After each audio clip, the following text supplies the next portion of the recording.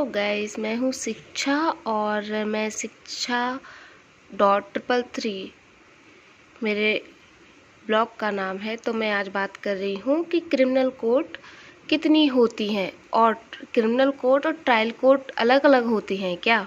तो पहले हम बात करेंगे ये क्रिमिनल कोर्ट, जो आप सामने देख ही रहे होंगे कि दंड न्यायालय के वर्ग, ये चैप्टर 2 है। देखिए, पहले था CRPC मतलब कि दंड प्रक्रिया संहिता, लेकिन मैं ये वर्तमान में जो नया कानून लागू हुआ है भारतीय नागरिक सुरक्षा अधिनियम 2023, उसकी धारा 6 बता रही हूँ, क्योंकि ये अभी नया है तो आप लोगों के लिए बहुत इंटरेस्टिंग होगा। तो मैं आशा करती हूँ कि मैं आपको पढ़ाऊँगी तो थोड़ा समझ में आएगा। देखो, ये बता रहा है कि उच्च न्यायालय और इस संहिता से भिन्न किसी विधि के अधीन गठित न्यायालयों के अतिरिक्त प्रत्येक राज्य में निम्नलिखित वर्गों के दंड न्यायालय होंगे, अर्थात मतलब ये 4 बताए गए हैं। पहला है सेशन न्यायालय, दूसरा है प्रथम वर्ग न्यायिक मजिस्ट्रेट, तीसरा है द्वितीय वर्ग मजिस्ट्रेट, चौथा है कार्यपालक मजिस्ट्रेट। देखो, कोई पूछता है यदि आपसे कि कितने दंड न्यायालय कितने हैं, तो आपको ये नहीं कहना है कि 4 हैं। 4 नहीं, ये जो उच्च न्यायालय लिखा हुआ है ऊपर, वो बोल रहा है उच्च न्यायालयों और इस संहिता से भिन्न, मतलब उच्च न्यायालय भी दंड न्यायालय के वर्ग में आएगा, मतलब उच्च न्यायालय भी इंक्लूड होगा और भिन्न किसी विधि के अधीन गठित न्यायालयों के अतिरिक्त, मतलब जो स्पेशल लॉज बने होते हैं, हिंदू लॉज, मुस्लिम लॉ, और भी है जैसे कि इन्वायरमेंट लॉ, कंपनी लॉ, जिसमें कि अगर ये लोग अपना कोई विशेष न्यायालय बनाते हैं या किसी को अथॉरिटी देते हैं तो वो भी उनको भी दंड न्यायालय की पावर होंगी। तो इसीलिए हम उसको जोड़ के चलेंगे। और फिर बाकी के जो दंड न्यायालय होंगे, जो प्रत्येक राज्य में ये और 4 होंगे।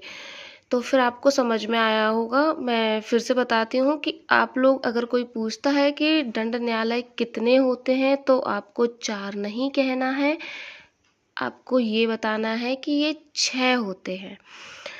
और कोई पूछेगा कैसे, तो फिर बताना है कि उच्च न्यायालय भी होता है और जो किसी स्पेशल लॉ में अथॉरिटी मिली है या किसी को दंड न्यायालय बनाया गया है तो वो होंगे 2। और फिर ये 4 सेशन न्यायालय, प्रथम वर्ग मजिस्ट्रेट, द्वितीय वर्ग मजिस्ट्रेट और कार्यपालक मजिस्ट्रेट, ये आपके क्या हो गए, क्रिमिनल कोर्ट। ओके, या फिर दंड न्यायालयों के वर्ग, कुछ भी बोल सकते हैं आप। ये होती हैं आपकी क्रिमिनल कोर्ट। ओके, अब मैं आपको बताऊंगी, ये तो क्रिमिनल कोर्ट है, कि ट्रायल कोर्ट क्या होती हैं। देखो, ट्रायल जहाँ पे अपना विचारण चलता है, ये दंड जहाँ पे ये पनिशमेंट मिलती है या जो भी है। तो मैं अब आपको ट्रायल कोर्ट के बारे में बताऊंगी। देखो, मैं अभी आपको ये बुक से पढ़ा रही हूँ इसलिए कि क्योंकि आपको भी दिखाई दे और ऐसा फील आए कि हम मोबाइल पे हैं लेकिन हम बुक से पढ़ रहे हैं। तो मैं ये अभी भारतीय नागरिक सुरक्षा अधिनियम 2023 की जो अमेंड हो गई है, अब धारा 21 में आ गई है, तो इसको हम न्यायालय जिनके द्वारा अपराध विचारणीय है, तो विचारणीय जो शब्द है वो ट्रायल है। तो मैं आपको बताऊंगी ट्रायल कोर्ट कैसे कैसे और कितने होते हैं। तो मैं पढ़ूं। सबसे पहले, इस संहिता के अन्य उपबंधों के अधीन रहते हुए, सबसे पहले फर्स्ट सब क्लॉज है जो ए का मतलब भारतीय न्याय संहिता 2023, ये अपना पुराना जो IPC था उसका नाम चेंज करके भारतीय न्याय संहिता 2023 हो गया है, के अधीन किसी अपराध का विचारण निम्नलिखित द्वारा किया जा सकेगा। मतलब जो IPC है, मतलब सॉरी BNS बोल सकते शॉर्ट में हम, भारतीय न्याय संहिता। तो जो भारतीय न्याय संहिता में जो अपराध बताए गए हैं, उन अपराध, वहाँ तो अपराध बताए गए हैं, उनके बारे में बताया गया है कि कैसे अपराध होंगे, कैसे पहचानोगे कि ये अपराध कौन सा है। लेकिन अब वहाँ तो अपराध है, तो इसमें ये बताया गया है कि उन अपराधों के बारे में प्रक्रिया कैसे होगी इस अधिनियम में, और क्या कैसे कैसे फॉलो करने पड़ेंगे। तो उन्होंने बताया है कि उधर जब अपराध घटित हो जाएगा तो यहाँ ट्रायल चलेगी, आपका विचारण होगा। ये आपका विचारण करेंगे कि आपका अपराध हुआ है या नहीं हुआ है। तो फर्स्ट ऑफ ऑल फर्स्ट की उच्च न्यायालय, पहले तो आपकी हाई कोर्ट कर सकती है, या सेकंड सेशन न्यायालय, आपकी सेशन न्यायालय कर सकता है ट्रायल, और तीसरा किसी अन्य न्यायालय जिनके द्वारा ऐसे अपराध का विचारण होना प्रथम अनुसूची में दर्शाया गया है।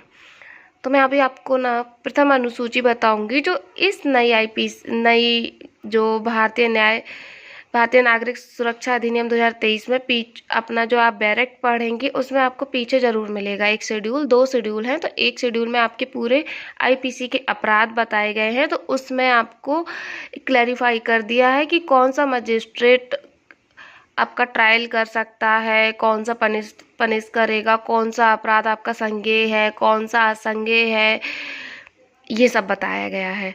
तो आप पीछे शेड्यूल में देख सकते हैं, और इसका फिर प्रोविजो बताया गया है। परंतु लेकिन भारतीय न्याय संहिता 2023 की धारा 64, धारा 65, धारा 66, धारा 67, धारा 68, धारा 69 और 70, 71 के अधीन किसी अपराध का विचारण यथासाध्य ऐसे न्यायालय द्वारा किया जाएगा जिसमें महिला पीठासीन हो। मतलब ये जो अपराध बताए गए हैं, ये जो धाराएं भारतीय न्याय संहिता की बताई गई हैं, ये सब महिलाओं से रिलेटेड अपराध हैं। तो जब जहाँ पे महिलाओं से रिलेटेड अपराध होते हैं तो वहाँ सारा प्रोसीजर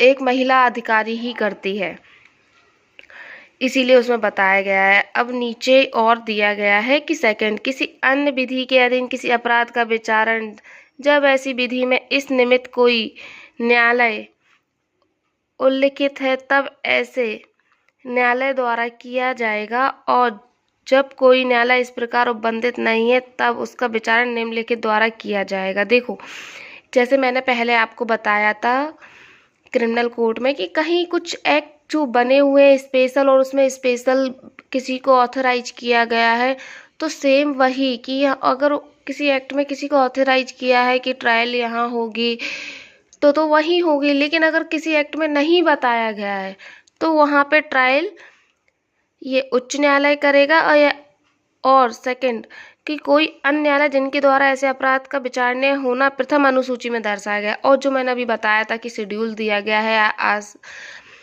भारतीय नागरिक सुरक्षा अधिनियम में, तो उसमें जो शेड्यूल में जो भी बताया गया है उनके द्वारा होगा। तो बस आज के लिए इतना ही। आई होप आपको समझ में आया होगा। Thank you.